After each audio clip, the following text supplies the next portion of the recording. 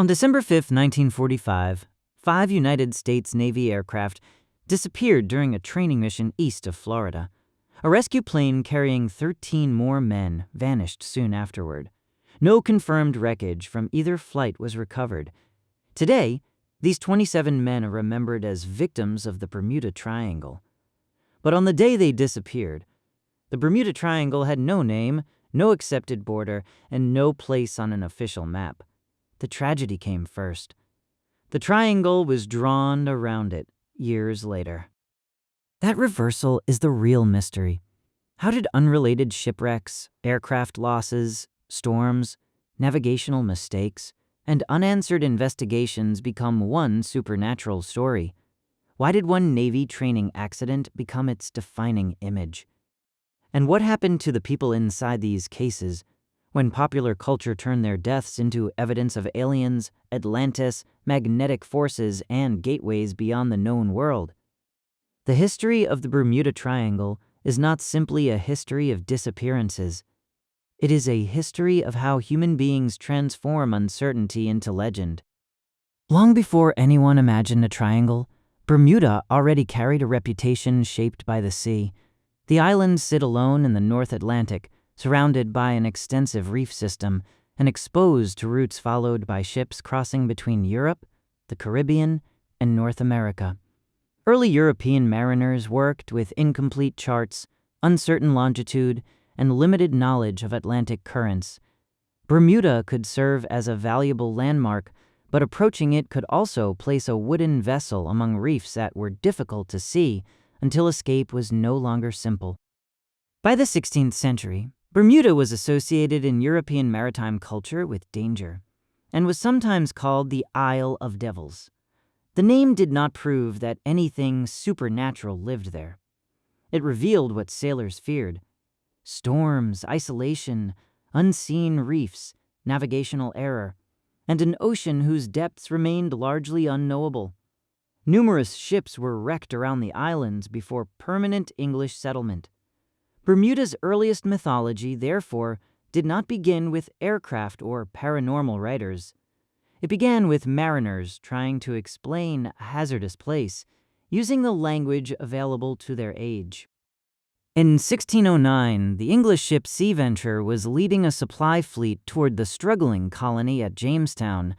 A hurricane separated the flagship from the other vessels. With water entering the ship, its commanders drove it onto Bermuda's reef.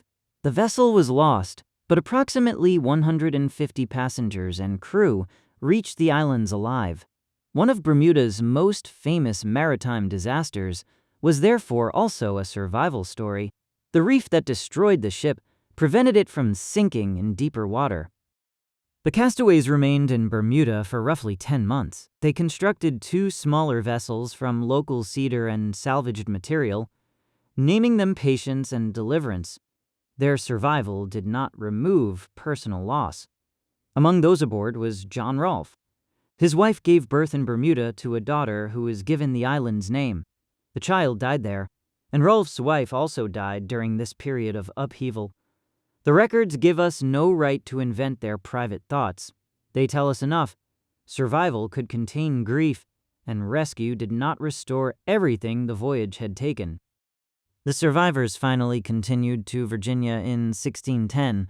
Their accounts circulated in England and helped make Bermuda part of the English Atlantic imagination.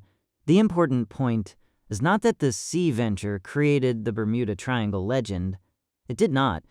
The point is that Bermuda already offered the elements from which legends grow: a violent storm, a lost ship, an isolated island, incomplete knowledge, unexpected survival, and a story repeated far from the place where it occurred. The cultural ground existed centuries before anyone drew 3 lines across the ocean. By the early 20th century, ships were larger, navigation had improved, and wireless communication could connect vessels with shore. Yet, the ocean had not become predictable. A modern ship could still fail suddenly. A radio could remain silent. A wreck could sink beyond the reach of contemporary search technology. In wartime, the absence of evidence also encouraged rumors of enemy action. These conditions shaped one of the most serious losses ever associated retrospectively with the Bermuda Triangle, the disappearance of the United States Navy collier Cyclops. In March 1918, Cyclops departed Barbados for Baltimore, carrying a heavy cargo of manganese ore. There were 306 crew members and passengers aboard, although some historical summaries note variations in how the total was counted. The ship had reported engine trouble during the voyage, and later research raised questions about its loading, stability, and structural condition. It was expected in Baltimore on March 13th. It never arrived. No confirmed distress message. Lifeboat, body, or section of wreckage provided an answer. The loss occurred during the First World War, so enemy action was an immediate concern. Later evidence made a German attack increasingly unlikely. Other possibilities included severe weather, mechanical failure, structural weakness, or a sudden shift in the dense cargo. None has been proved. For the families of those aboard, the result was not a thrilling puzzle. It was the absence of a grave and the absence of a final explanation. The Navy eventually declared the ship lost with all hands. The cause remains unknown. At the time, no investigator called Cyclops a victim of the Bermuda Triangle. The phrase would not become popular until 1964. Only later was the ship placed inside a category that did not exist when it sailed. This is one of the legend's most important mechanisms. A real event occurs. Its evidence remains incomplete. Decades later, a writer draws a boundary wide enough to include it. Once the event enters the new category, its uncertainty is treated not as a limitation of evidence, but as evidence for the category itself. The next decisive event came at the end of another world war. Aviation had advanced rapidly, but long flights over water still depended on disciplined navigation, accurate instruments, radio contact, weather awareness, and correct judgments about position and fuel. Pilots could not consult satellite navigation. Over open ocean, one mistaken identification of an island could distort every decision that followed. On December 5, 1945, those vulnerabilities converged during what was intended to be a routine Navy exercise from Fort Lauderdale.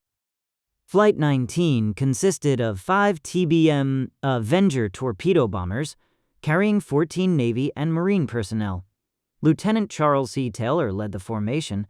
He was 28 years old, had combat experience, and had accumulated substantial flying time.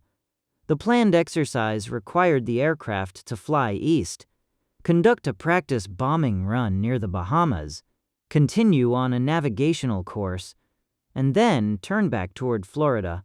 Nothing in the assignment was designed as an extreme test. Its routine nature would later make the outcome appear even more disturbing. The bombing exercise was completed, then radio communications indicated that the formation no longer knew its position.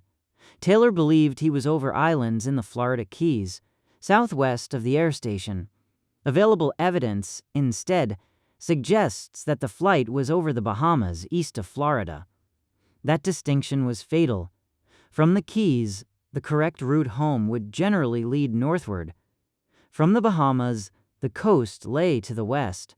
If the location was wrong, a direction that appeared to offer safety could carry the aircraft farther into the Atlantic. The pilots did not all interpret their surroundings in the same way.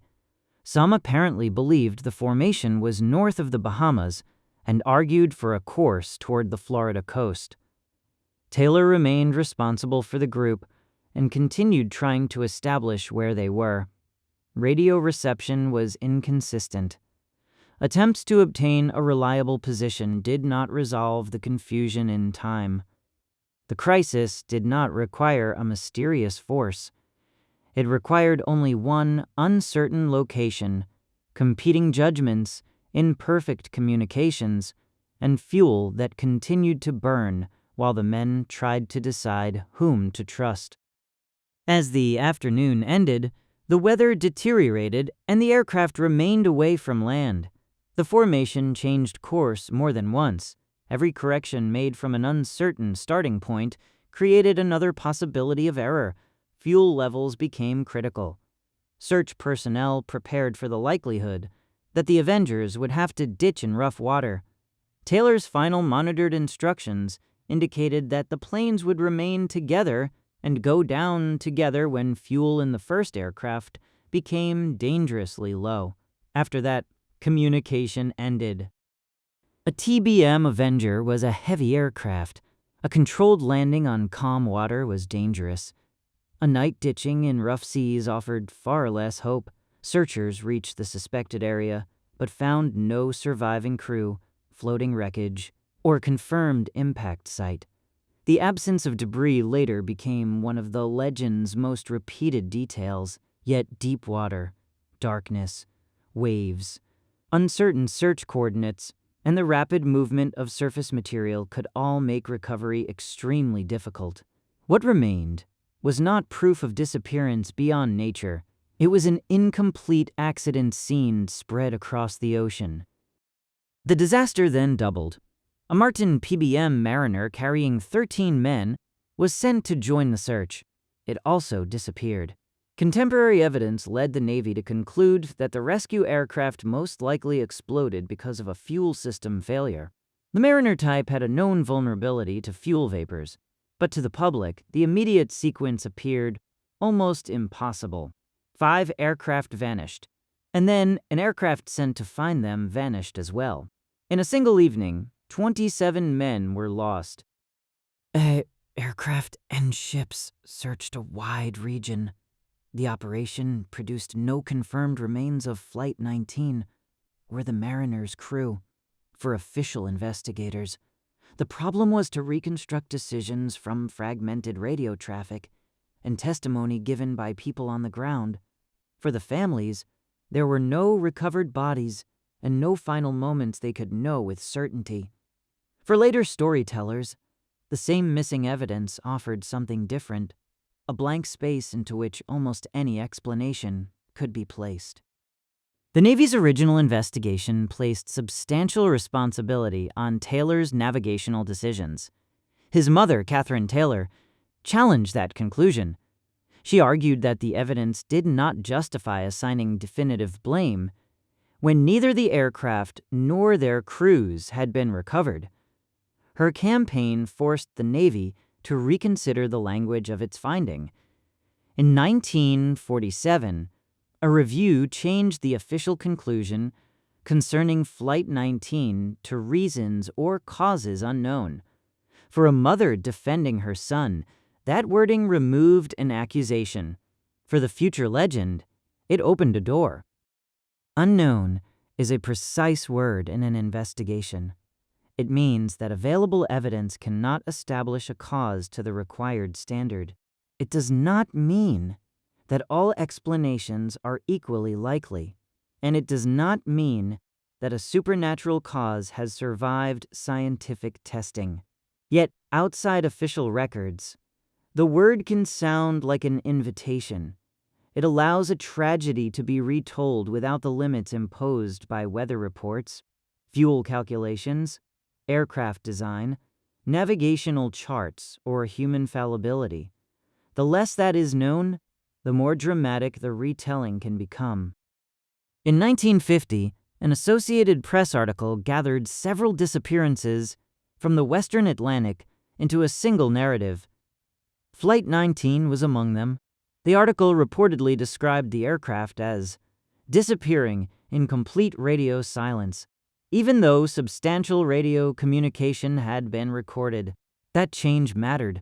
A confused and deteriorating emergency became a clean disappearance.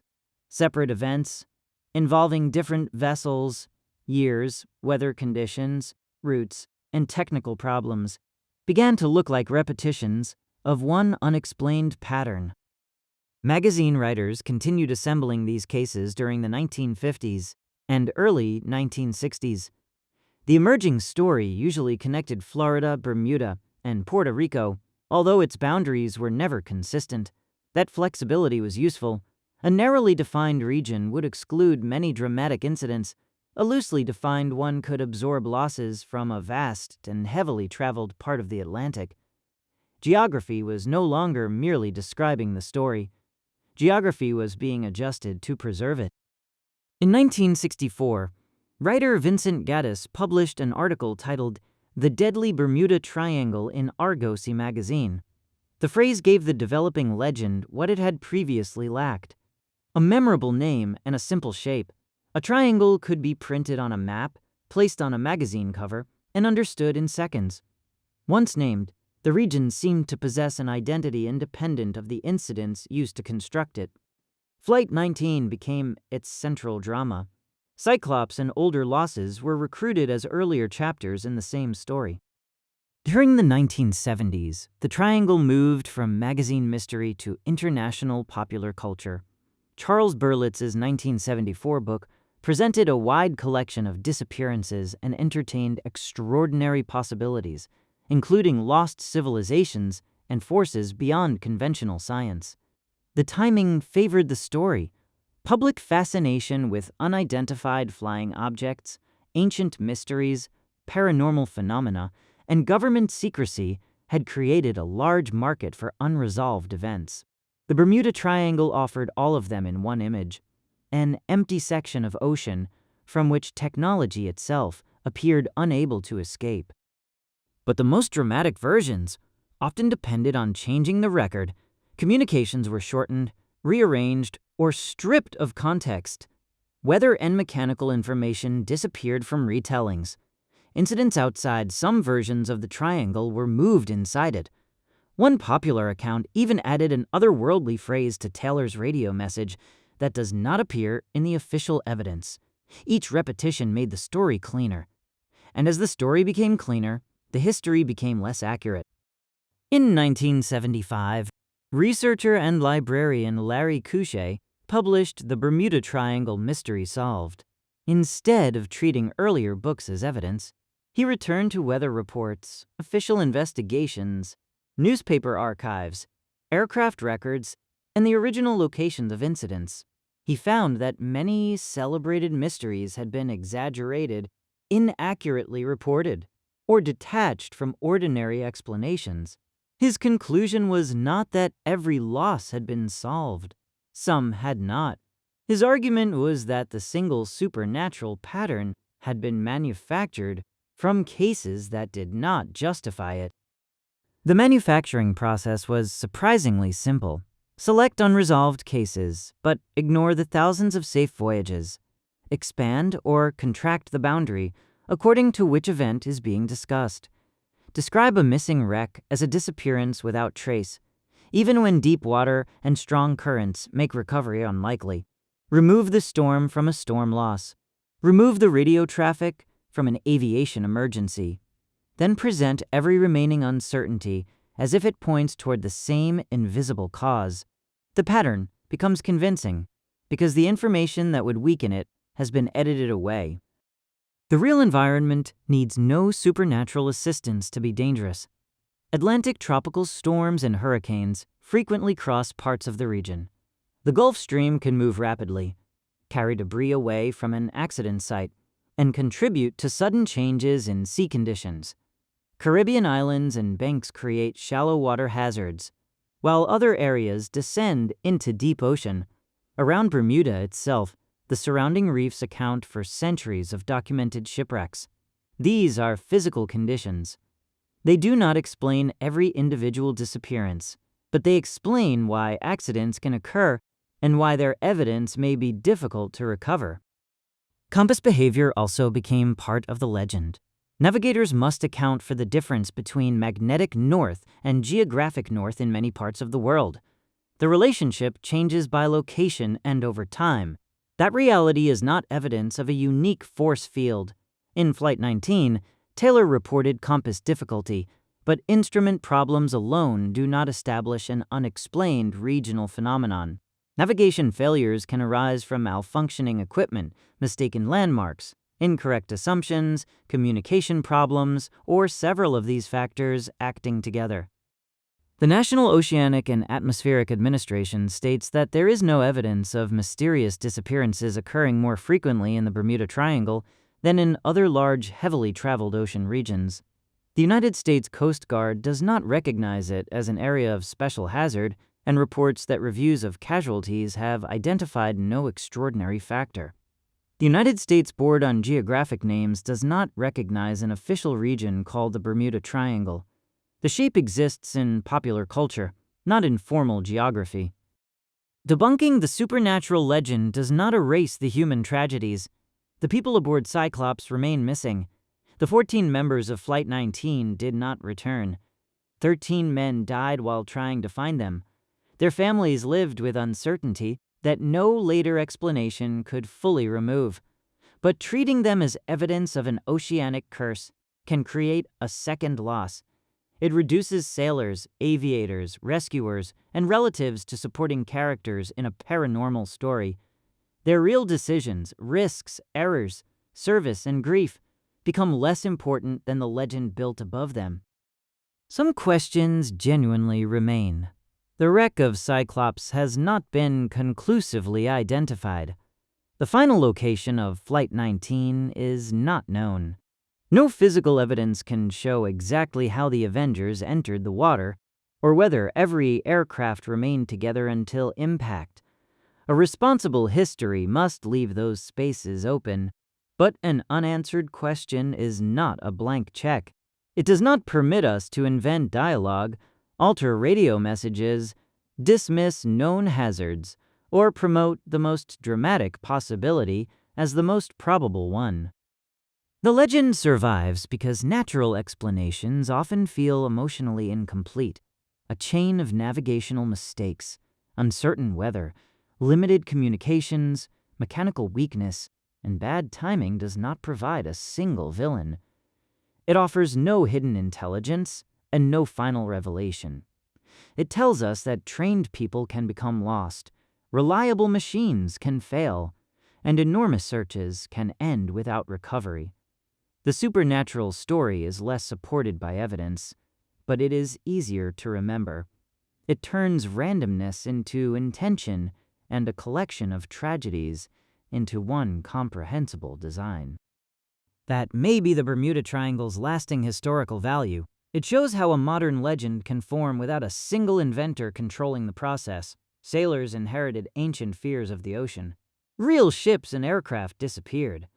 Investigations left unresolved details. Journalists gathered separate events into a pattern. Writers gave that pattern a name. Books, films, music, and television repeated it. At every stage, the story moved slightly farther from the people who had actually been there and slightly closer to the mystery audiences expected to find. Return to the map. Draw a line from Florida to Bermuda, another to Puerto Rico, and a third back to Florida. The shape appears immediately, but the ocean beneath it does not change. No border rises from the water. No official boundary separates ordinary danger from the supernatural. What remains are reefs, storms, currents, deep water, human decisions, and genuine losses that deserve more than mythology. The Bermuda Triangle was never discovered at sea. It was drawn around unanswered questions, and the lines became famous because uncertainty has always been one of the most powerful forces in human history.